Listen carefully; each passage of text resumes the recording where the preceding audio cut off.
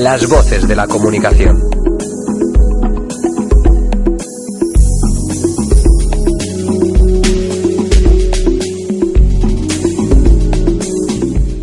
Y nosotros continuamos en Onda Club y como bien adelantábamos al inicio de este programa, tenemos hoy con nosotros al otro lado del teléfono a David García González. González, porque yo tengo puesto David G. Natal y no sabía si era García o González. Bueno, ya ha hablado al otro lado del teléfono, como decíamos.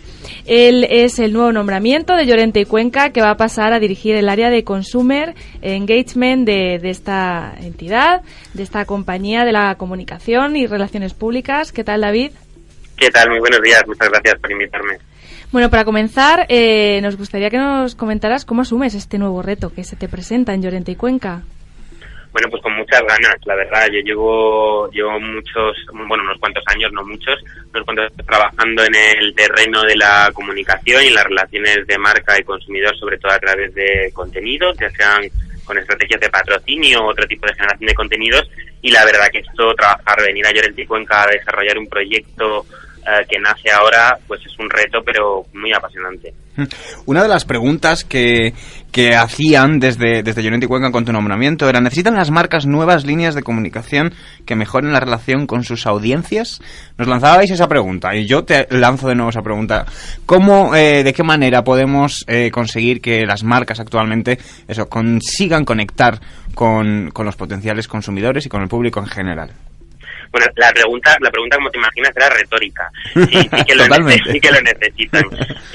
Realmente lo que detectamos, y por eso nace esta área en Llorente y Cuenca, es una especie de, si utilizamos la palabra más fuerte, de divorcio entre las marcas y los consumidores.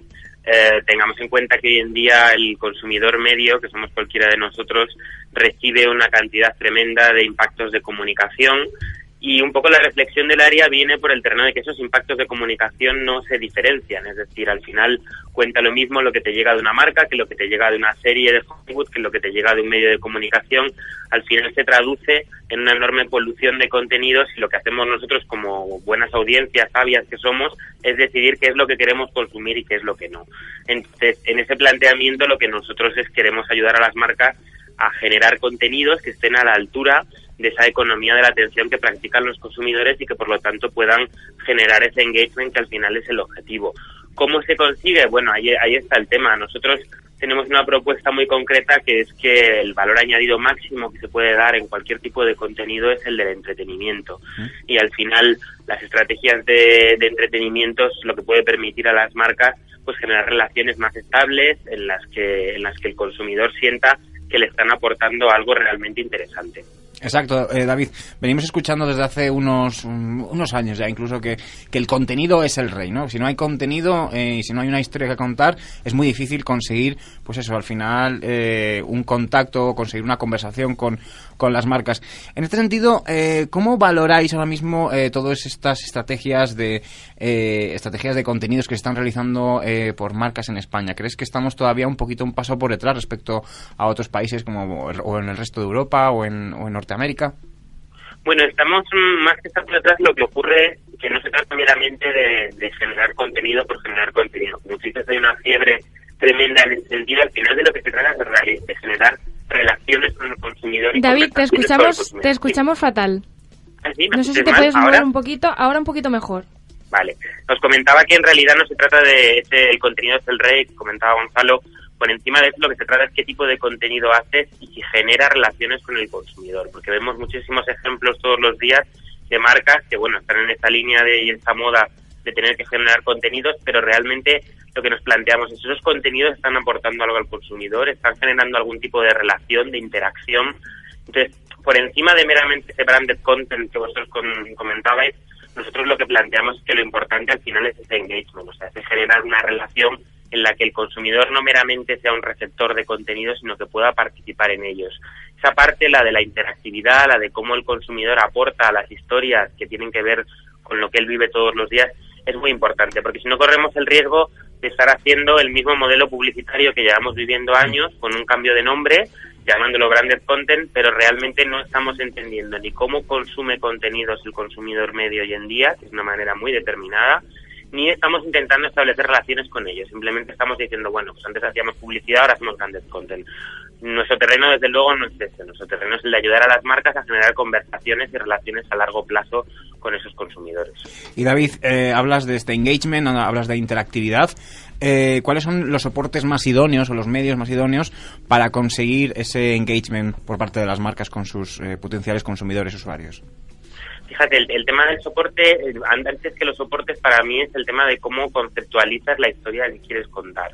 Porque luego esa historia, lo importante es que no se cuente meramente a través de un soporte, sino que se pueda contar a través de muchos. Vemos hoy en día un término que está muy de moda en el terreno del marketing y que en realidad está muy de moda en el terreno de cómo consumimos contenidos, que es el tema del transmedia. Cómo las historias se tienen que contar a través de diferentes canales, pero no porque lo digamos nosotros, sino porque así consumimos. Tenemos ejemplos todos los días, recientes en la película de Lego en Estados Unidos, o lo vemos incluso en cosas tan de consumo, de gran consumo, como puede ser el universo Marvel, todo el tema de los superhéroes de Marvel, cómo son capaces de contarnos historias que al final se refieren a un mismo marco, pero que funcionan a través de diferentes películas, a través de diferentes aplicaciones, juegos. Al final lo importante es que tú construyas una historia lo suficientemente sólida como para que pueda vivir en diferentes canales. Y cuando digo vivir y cuando hablo de transmedia, no me refiero meramente a coger la misma historia y aplicarla, sino que cada formato tiene la capacidad de contar la historia de una manera determinada. Tú no puedes contar a través de Twitter las cosas igual que las cuentas a través de Facebook, o que las cuentas en una app, o que las cuentas en un juego. Al final, para nosotros lo importante es que sean estructuras desde las más tradicionales, como puede ser un evento, como puede ser cualquier tipo de conversación en redes sociales, hasta las más innovadoras, como puede ser todo el tema del gaming y de la gamificación, en las que tú permitas al consumidor aportar algo a tu historia. Precisamente una de las grandes patas de esta nueva área, ¿no?, de especialidad de Consumer Engagement de Llorente y Cuenca, es la de la reputación. Y llevamos hablando desde el comienzo de la entrevista de la relación que tienen los consumidores con las marcas. Y voy a utilizar otra de las preguntas retóricas que vosotros utilizabais para la presentación de esta nueva área, que es si la relación de confianza, precisamente entre los consumidores y las marcas, está dañada. Bueno, la reputación, como tú comentabas, en realidad es un eje básico de Llorente y Cuenca en general, y lo es porque es un eje básico de la relación de las marcas con todos sus stakeholders. En este caso estamos hablando de consumidor y por supuesto que lo es. Hay estudios recientes que demuestran que hasta el 90% de los consumidores encuentran que el contenido que viene de marcas es útil, pero es que el 78% cree que aquellas marcas que ofrecen contenidos que han pensado específicamente para ellos las marcas, pues esa sensación les ofrece, pues por lo menos estamos ofreciendo la sensación de que están interesados en construir una buena relación con ellos. Entonces, al final de lo que se trata es de generar algo que mejore la reputación que tiene la marca, en este caso en los consumidores. Esa relación de confianza que tú decías está dañada, sí que hay un ligero divorcio, porque hay un ligero cambio de calidad en cuanto a en qué confiamos los consumidores. Esto lo vemos constantemente, lo decía hace poco alguien en una conferencia, si Google abriera un banco, muchos nos afiliaríamos a ese banco porque confiamos en una marca como Google o confiamos en una marca como Apple. Existe un desplazamiento de confianza de las instituciones y las marcas en las que normalmente confiábamos como consumidores. Entonces, el que se baje de ese carro, el que no se dé cuenta de que necesita la confianza de sus consumidores, pues probablemente va a tener un futuro complicado. En este sentido, David, también precisamente volvemos otra vez al contenido, pero en el mundo online, ¿no?, cuando hablamos de reputación online, muchas veces se confunden conceptos, ¿no? Muchos expertos aseguran que la reputación online va más allá o está centrada más en todo lo que tiene que ver con los contenidos que las marcas ofrecen, más que en sí por las percepciones que se pueden generar a nivel online. Desde este área de Llorente y Cuenca de Consumer Engagement, ¿cómo entendéis esa reputación online para las marcas? Bueno, sea online o sea offline, o sea, aquí estamos hablando de online, al final cómo funciona es la lealtad que el consumidor refleja en la marca. Hoy en día lo que tenemos, como decíamos antes, es una polución de contenidos enorme, y lo que tenemos es a las marcas intentando de todas las maneras posibles generar esas interacciones con el consumidor, pero no sirve meramente la interacción puntual, sino que quieren establecer relaciones a largo plazo con ellos. Al final, si tú estableces una relación, y las grandes marcas ya lo llevan haciendo mucho tiempo y haciéndolo bien muchas, estableces una buena relación con tu consumidor en la que le estás ofreciendo contenidos que realmente le están aportando valor y en el que siente que realmente estás pensando en sus historias, obviamente la percepción que tiene ese consumidor de ti como marca sí es muy relevante a nivel de reputación. Y David, llega el momento de la conversión. ¿Cómo desde Llorente y Cuenca hacéis frente precisamente a este gran paso, ¿no? En la generación de una estrategia, elaborar los contenidos, elaborar la conversación, pero después el cliente imagino que quiera ver resultados y quiera ver que todos esos contenidos, al fin y al cabo, y ese engagement se convierte en mayores ventas, en este caso. ¿Cómo conseguís dar ese salto y cómo conseguís demostrar y medir todas estas acciones? Bueno, en primer lugar, devolviendo como decíamos, al consumidor al centro del proceso. Y eso no es meramente retórica, sino que eso supone comenzar los procesos sabiendo muy bien quién es tu consumidor potencial y qué es lo que piensa. Es necesario escuchar, porque si no corremos el riesgo de estar construyendo castillos en el aire. Entonces, al final lo que se trata, si queremos contar esas historias del consumidor, contarlas a través de diferentes canales, contarlas junto al consumidor y además esperar que participen, que ese es el gran cambio, porque antes en ciertos formatos servía con esperar que nos escucharan a base de exposición, pero no, aquí medimos el éxito de una campaña de comunicación de este tipo teniendo en cuenta si el consumidor finalmente ha participado en ella y de qué manera lo ha hecho. Una vez que hemos devuelto al consumidor al centro del proceso y entendemos qué es lo que piensa, tenemos que hacer frente a otra cosa, que es lo que os comentaba antes, que es cómo se consumen contenidos hoy en día. Y eso tiene mucho que ver con la interactividad y tiene que ver con el transmedia, con la manera que tenemos de mezclar la información y el ocio hoy en día. Y una vez hecho todo eso, al final lo que se trata es de construir arquitecturas de storytelling, de historias que funcionen en diferentes formatos, como decías tú antes, y para nosotros, insisto en este punto, que tengan el entretenimiento como valor añadido. Eso no significa buscar la evasión, no significa no poder informar, no significa lo que significa es que realmente esas historias tienen que aportarle un valor de entretenimiento que esté a la altura de lo que consume todos los días nuestra audiencia. A partir de ahí, lo importante es que el engagement es algo que parece muy abstracto, pero que se puede medir, porque al final el engagement son interacciones que se miden en el tiempo.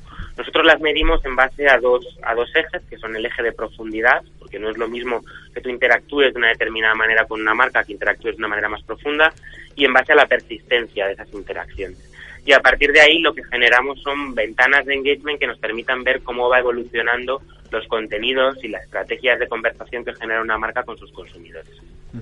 Pues David, nos has dejado todo muy claro y sobre todo muy interesante, sobre todo saber que por fin el engagement se puede medir y podemos también hacer uso de estas estrategias no solamente para conseguir el engagement, sino también conseguir resultados factibles. ¿Tenéis ya algún ejemplo, aunque no sea sin nombres, pero algún ejemplo en el que estéis trabajando en este tipo de estrategias y estéis aportando diferentes visiones acerca de la marca y cómo lo estáis haciendo en estos momentos? Bueno, como tú dices, el departamento está lanzando ahora, el área está lanzando ahora, pero estamos en paralelo trabajando ya con cuentas y con clientes en este desarrollo, porque en realidad es una tendencia creciente. Tú hablabas al principio de cómo el branded content es algo aquí. Nosotros realmente lo que queremos plantearle a las marcas es cómo tienen que comprender que tienen que dar el salto de ese branded content del que hablamos tanto a entertainment. O sea, entender cómo los consumidores se tienen que relacionar con ellos en base a ese entretenimiento. Sí, estamos trabajando con proyectos y algunos sabréis en breve, pero todavía no os puedo contar mucho más. Lo entendemos. David, para terminar, sí me gustaría que me contases, hemos hablado del contenido, ¿no? Que es el gran reto al que se enfrentan las marcas y desde Llorente y Cuenca habéis tenido esta visión de lanzar este nuevo área. Pero ¿cuál crees que va a ser el futuro? ¿Hacia dónde nos dirigimos? ¿Cuál va a ser el siguiente paso al que las marcas se van a tener que enfrentar en un futuro no muy lejano? Bueno, el siguiente paso es el que os comentaba. O sea, en realidad este tema del que hablamos, del branded entertainment, este salto es muy significativo porque significa comprender que tú estás haciendo contenidos para alguien y que quieres que te escuche y que quieres que participe en ellos, no meramente estás proyectando lo que tú quieres contar como marca y demás. Ese salto es un salto conceptual que parece muy pequeñito a nivel de terminología, pero que es muy grande a nivel de filosofía de marca y que lo estamos viendo ya, grandes marcas como Coca-Cola en muchos casos ya lo están haciendo, o marcas como Red Bull también lo han hecho, que al final generan grandes estrategias de entretenimiento que les permiten relacionarse con sus consumidores. Yo creo que ese es el gran reto muy, muy presente de las marcas. David, pues muchísimas gracias. El tiempo se nos acaba, pero antes de despedirte te queremos dar la enhorabuena por esta nueva responsabilidad que has adquirido en tu carrera profesional. Eres responsable del área de Consumer Engagement, un área que también es de reciente creación en Lloret i Cuenca, en esta consultora. Así es que muchísimas gracias y enhorabuena. Muchas gracias a vosotros. Muchas gracias, David.